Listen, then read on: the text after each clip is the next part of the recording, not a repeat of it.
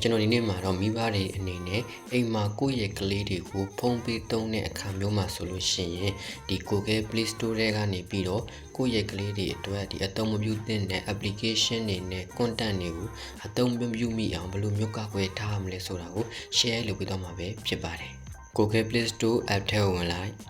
ပြီးရင်ဒီဖုန်းရဲ့အပေါ်ဘက်ထောက်မှာရှိတဲ့ Gmail account profile icon လေးကိုနှိပ်လိုက်နောက်ပြီးတော့ setting ထဲကိုဝင်ပြီးတော့ family ဆိုတာလေးကိုနှိပ်လိုက်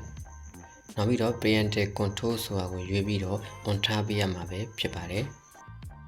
သူကဒီမှာဆိုလို့ရှိရင် pin နံပါတ်ရိုက်ထည့်ပေးရမှာဖြစ်ပါတယ်ကိုထည့်ချင်တဲ့ကဏ္ဍလေးလုံးကိုရိုက်ထည့်လိုက်နောက်ပြီးတော့ဆောင်းနာကရိုက်ထည့်ကဏ္ဍကိုပဲပြန်ရိုက်ထည့်ပြီးတော့ confine လုပ်ပေးလိုက်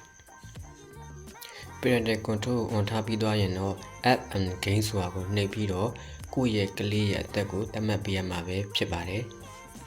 ဒါမှသာဒီကိုယ့်ရဲ့ကလေးရဲ့အသက်အလိုက်ဒီအသုံးပြုတဲ့ application တွေကိုပဲပြထားပြီးတော့ဒီကိုယ်ကလေးအသုံးမပြုတဲ့ application တွေကိုသူကဖယ်ရှားပေးထားမှာပဲဖြစ်ပါတယ်နောက်ပြီးတော့ post ဆိုတဲ့ထဲမှာလည်း restarted sexually explicit post ဆိုတာတွေကို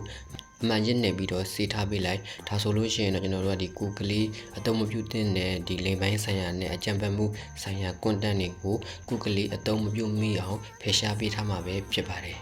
ဆိုရင်တော့ဒီ parental control feature လေးကဒီလိုအတွက်အထောက်အကူဖြစ်ပြီးတော့အသုံးဝင်မယ်လို့ထင်ပါတယ်